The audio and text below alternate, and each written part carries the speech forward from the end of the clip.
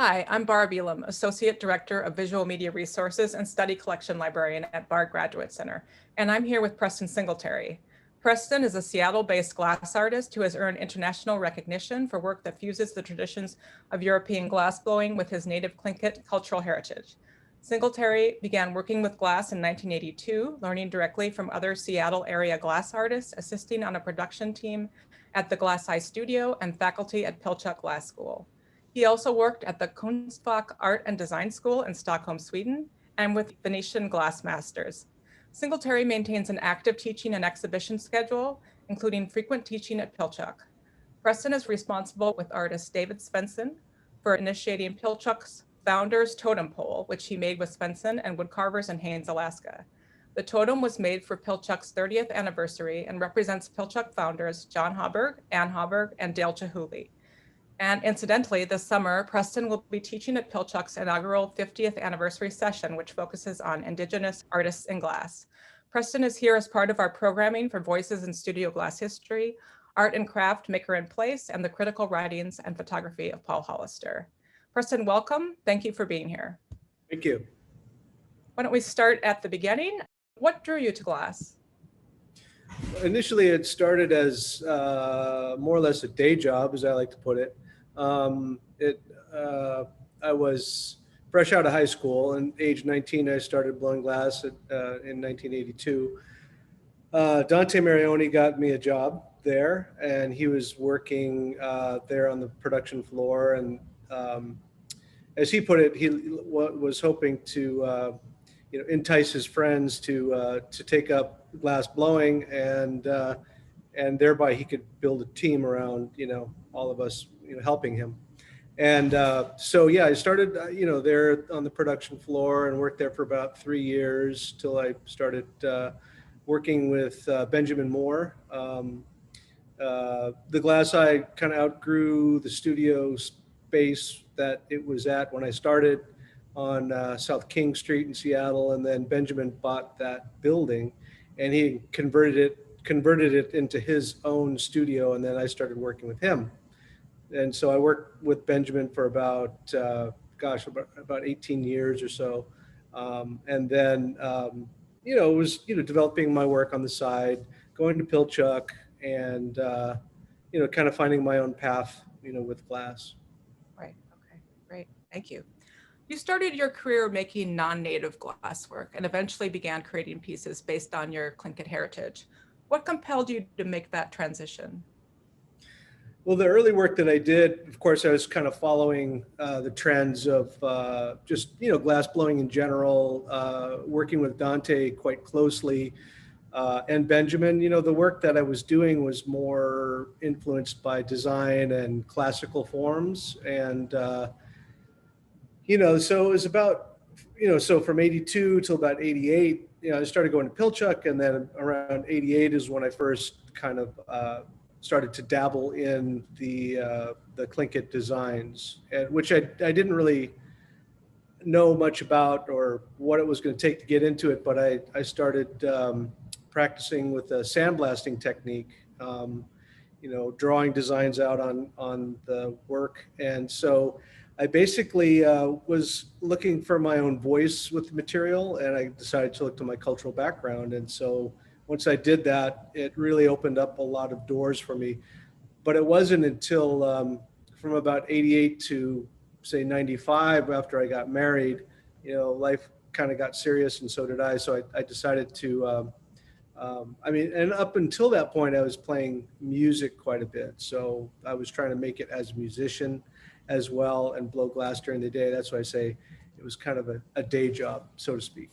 And everybody knew that, but I really had a great time working with all these people and just learning through practical experience. So that was my own personal experience.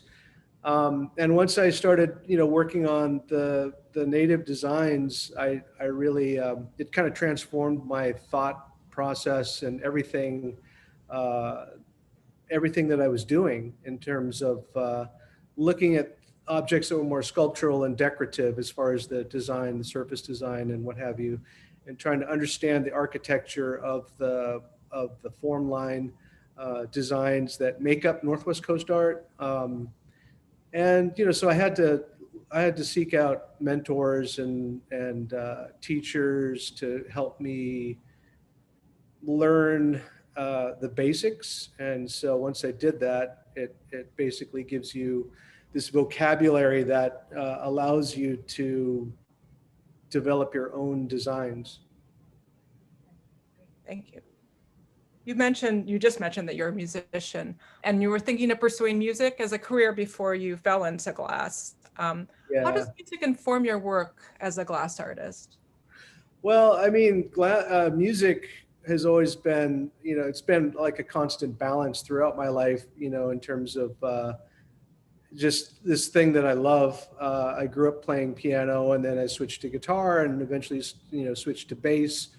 But, music is a constant, element, when I'm working, when we're blowing glass, we're often listening to music. And so we have that sort of freedom to just, to be, to explore. And so, it's just been a very, very much of a constant in my life. And, when I'm having a bad day in the glass blowing studio, maybe I just, focus on my music and vice versa. So that was something that kind of really kept me going. And it's something that I still continue to do and love very much.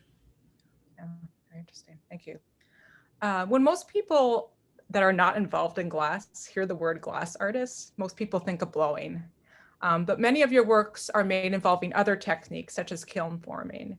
Could you talk a little bit about some of what those other techniques are?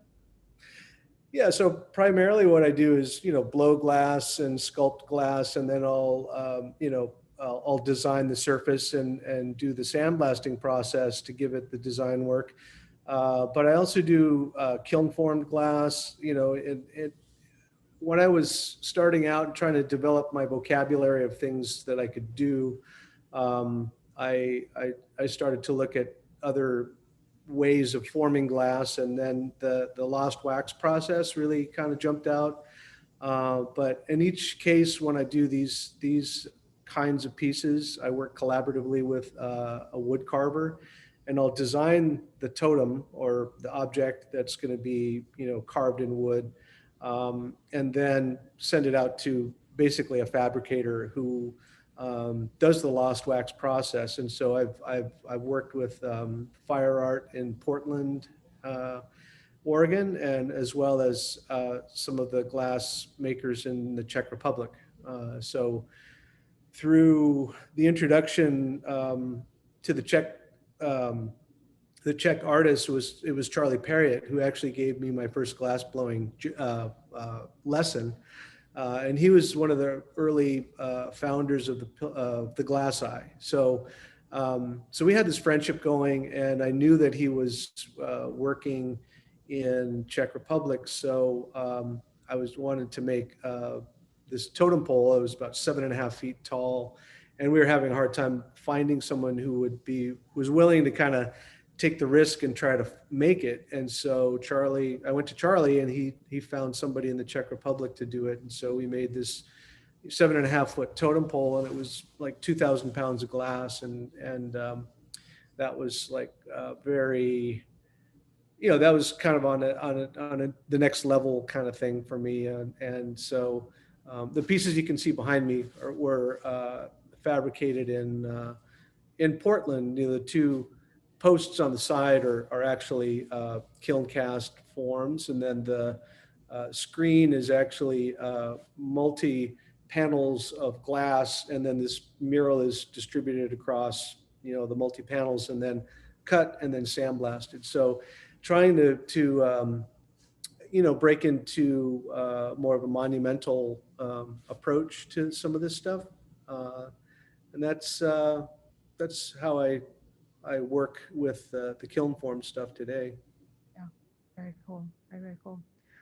You talked a little bit earlier about Benjamin Moore, who was, of course, very important to you and to Pilchuck. Could you talk a little bit about what you feel like that you learned from him?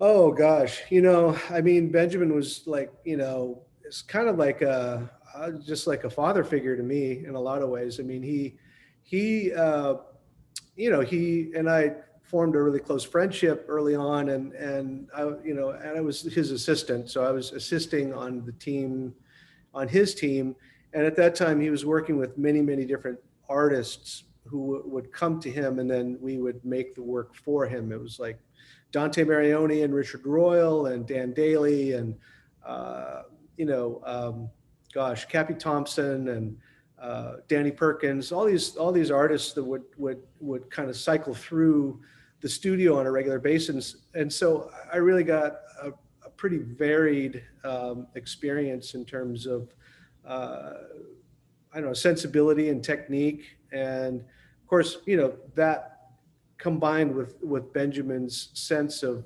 perfection, and glass blowing process was really crucial to me because I was expected to understand how to work with all these different people. And so once you learn that approach, or different people's approaches, then kind of borrow, like a recipe when you're cooking. You understand, oh, I'm going to throw this little spice in there, and you can adapt a technique or a process to try to create your own vision. And so and then also just his level of I mean, the legacy that he brings to the community, and the connection to the Italians and Dale Chihuly and all of that stuff. It was just it was an amazing process to learn just by working with all these people. Thank you. Preston, I know that modernism has been really important to you, at least lately. Could you talk a little bit about modernism as a jumping point for your work today? So when I didn't go to art school, so I basically, started reading art books and, trying to find something that would interest me. And, I read something about the surrealists, and their infatuation with so-called, primitive art.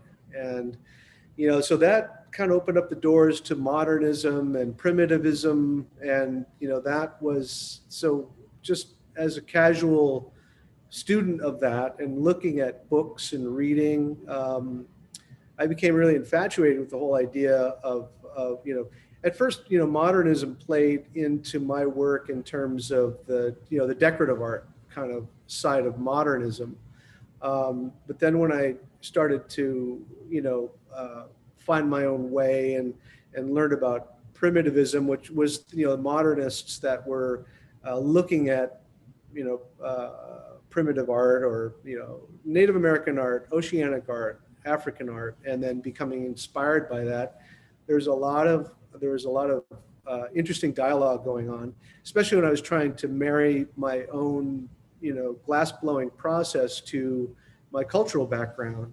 And, the fact is that Native American artists were always excluded from the modern art world. It was just not something that was, it was just not the place for it. And yet the modernists figured out a way of becoming inspired by these objects, and then kind of synthesized it into a new form and a new process. And so for me, it was kind of like a reversal of that. I was kind of looking at the modernists and then kind of, getting back to my roots, and then adapting, certain kinds of forms. Some of the work that I do kind of spans between being very traditional looking, or sometimes it's exaggerated in its scale and thereby sort of abstracted. So I would take like a small detail and make it larger, and kind of present it as a sculptural object. But then there's ways of creating symbolism within the design work that I can kind of harken back to the cultural art, and make it a raven or an eagle or a killer whale and what have you, or then shifting into mythology was, the next step for me, understanding the stories and understanding the symbolism and how to create these forms in, the context of the Northwest Coast design system. Great. Kristen, how does glass lend itself to native imagery or narratives? Well, I think, it brings a new dimension to indigenous art. When I just, one of the first things that I discovered, was one of these hat forms that, is kind of like a upside down hat. Traditionally, it's a Northwest Coast hat is sort of like a conical, basket. But if you flip it upside down, it becomes basically a bowl, which every glassblower has probably tried to make, at least once in the beginning of their exploration of the material.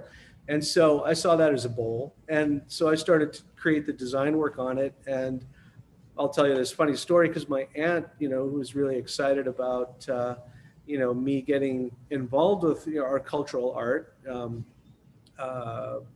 because none of the family was really doing that kind of thing. So we had a holiday open house at Benjamin's studio. And so my aunt comes to see, it's like a little afternoon, come have a glass of champagne or a cup of coffee and see what we've got. And, if you want to buy something for Christmas.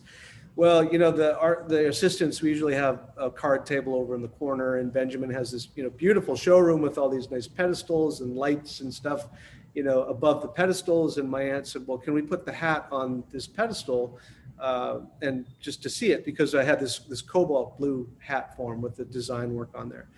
And so I said, sure. So we took Benjamin's piece down, and I put the hat down on the pedestal, and about 10 people had gathered around to see what I was doing. And then when I put it up on the pedestal, and the shadows kind of came through and projected onto the top side of the pedestal, and everybody's like, oh, look at that. And I said, well, yeah, that's what I intended all along. That was, so that was like the aha moment, right? So that was what really showed me that, okay, there's another dimension to this piece. And it's sort of like, discovering the petroglyph when the sun's like shooting through this little crack in the, in the rock, and then you see it, and so that's what's got me started. And that is, so from there, I kept, pushing and trying to discover new ways of interpreting the forms. And, there's nothing like the material of glass. I mean, it has this luminous quality. It has, a sense of permanence. It has a sense of fragility. The potential for it to last for thousands of years is a possibility. Or it could break if it hits the ground, I mean, so there's this really interesting dichotomy with the material. So that's what I think about glass and indigenous cultures. Great, thank you. This question, you partially answered in the last question, but I was going to ask you, many of the glass pieces you create are reinterpreted versions of objects used for shamanistic or ritualistic purposes. What changes when these pieces become objects of contemplation? Well, I like to, that kind of dovetails into the idea of mythology. So, there's ways of interpreting moments in a story that can be captured in an art object. So, some of the, bone amulet forms or the tooth forms, or these things that these forms that I work with, they're kind of like small talisman or charms, like these types of things that, like, I'm wearing one of them. This is like a little piece of jade, actually, that I carved when I was in New Zealand. But in any case, sometimes I'll make it on a larger scale, and then it becomes like this gestural form, which harkens to, back to the modernism, but it also references the kind of the spirituality of the community as well. These things that are kind of like connecting humans to the supernatural realm, the way I think about it. In the old days, one of these kind of charms might have a significance. It would help connect the individual to the supernatural world, the spirit world, or spirit helpers, and so that's why I talk about it in that way, because there is, for the longest time, I always thought of myself as something, I'm Native American, I'm Filipino, I'm all these ethnicities.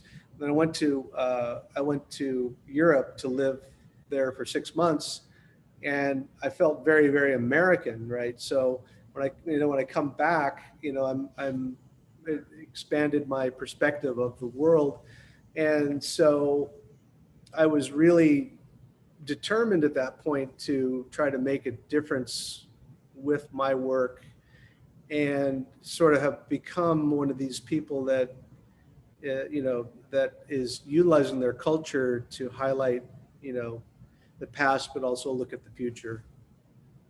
Great. Thank you. 2021 will be the 20th anniversary of the Totem Pole that you conceptualized and built for Pilchuck.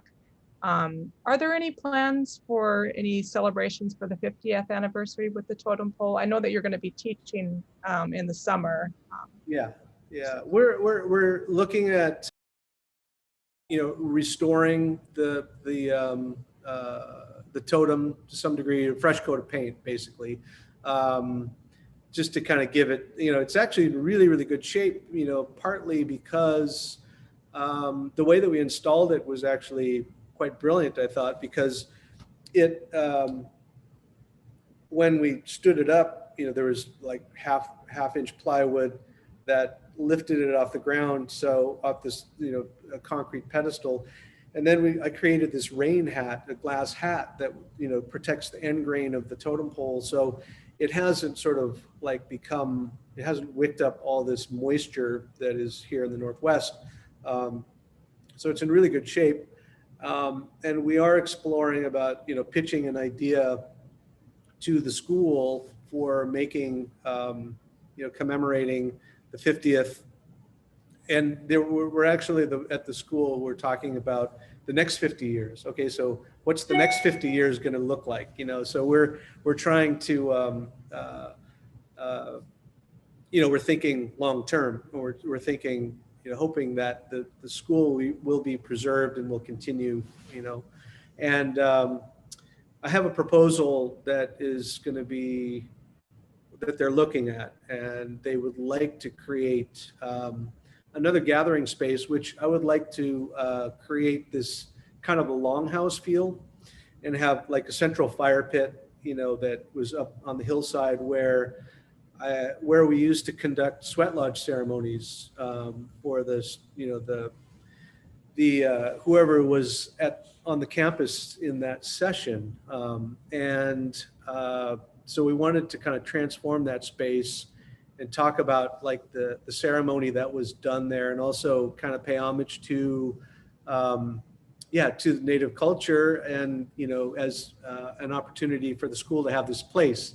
Within the time of COVID, there's a need for more outdoor space. So this was part of the thought process. So it kind of fits in with the needs for the school going forward. And so this is what, we're hoping that we'll get, some support behind it. I mean, the leadership of the school is very much into it. So we just have to find the money to do it. So, yeah. Okay. So the late glass scholar Paul Hollister, who we're focusing on in this project, is from the East Coast. And a lot of stories we've heard have been about the East Coast. But we're hearing more and more about the West, of course. And I'm wondering if you could tell me what you feel is special about the West Coast in glass. Well, I think, the glass community here in the Northwest is, from my experience, having grown up in it. I mean, when I started blowing glass, it wasn't really, it wasn't super populated with glass artists or glass makers, And over the years, it's grown tremendously. And from my awareness of 1982 on, there's hundreds and hundreds of glass artists living in this region. And I think it's because, one, it's the climate. You can blow glass here and it never gets too hot, really. And there's also the community. All the people, I mean, I work with several different artists that will, that work in different studios. And so when I'm making up my schedule, I'll have to incorporate, maybe up to 3 extra people or 4 extra people. And so I will actually, have, and depending on who's available. So it's always been a really supportive community, and you've got all the technology and people working on equipment. You've got a lot of the supplies here. So it's just really geared up for that. But it's also the camaraderie, between the artists, because it's like the spirit of Pilchuck. It's always been a very open and sharing kind of experience. You can bring your expertise to a particular team, depending on what you're working on. So, I mean, I learned a lot about sculpting through working together with Ross Richmond, who used to work with, Billy Morris, and he was he's a very skilled sculptor, Ross is. And so he also helps me understand how to manipulate the glass in such a way. And so that's really the big hallmark of this community, I think. Okay, great. Thank you. I know you became involved in glass through your friend Dante Marioni, who you mentioned earlier, and whose father, Paul, was a major figure at Pilchuck and brought many of his techniques to the school. And you yourself learned under Lino Tagliapietra. How important was learning international techniques to you, and how are they carried over to what you're doing now? Well, first it was the process of glass blowing itself, and being comfortable with making larger pieces and smaller pieces and detailed pieces. I mean, I studied Venetian glass techniques very early on with Dante. I mean, we used to make cups together all the time. And so we watched Lino, and we would sort of glean all of this technique off him. And he saw our enthusiasm, and he was willing to share with us all of this insights to making these objects and talking about the history of them. And this is from the 17th century, and this is more of a modern style. And so he was just super, super generous in sharing anything that we really wanted to know. And so that was remarkable. Then you've got like the Swedish, Pilchuck becomes the meeting place. So I think that is brilliant unto itself, because, us who are here in the Northwest, everybody's coming to the Northwest, and we are exposed to all of that. So that's another function of the school, that exposed us all to so many different kinds of techniques. And that was really crucial in the evolution of the glass process, kind of like the Americanized approach to it, to teamwork, to concepts, to everything, all of the above. Great, thank you. Preston, you came from a family of creative people. I know both your parents were musicians, and your mother sewed and crocheted. Your dad dabbled in oil painting, I believe, soapstone sculpture, all sorts of things. Were you a maker in any capacity before you became a glass artist? I was, there was music was my focus. I was really into music. See any major concert that would come through Seattle.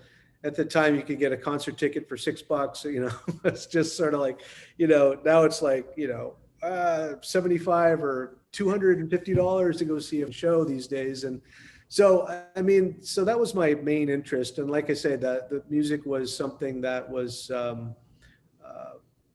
driving force for me. It took a bit of a hiatus. There was a bit of a lull in there, but then I came back. This whole idea of doing, interpreting Native culture through music and working with Native musicians. So that was pretty much it. It was really just about. So that was my whole perspective about making things, was all about 3D, and it wasn't, it wasn't 2D, and it wasn't sculpture. It was like everything was in the round and all of that. And so there was a bit of a metamorphosis there. Right. Yeah. Okay, great. Okay, well, I think that's a good way to end it. Thank you so much, Preston. This was really fascinating. I've been talking with Preston Singletary, an artist who works with glass. And for more information about Preston and other glass artists, please see our Voices in Studio Glass History digital project on the Barb Graduate Center website. Thank you. All right. Thank you.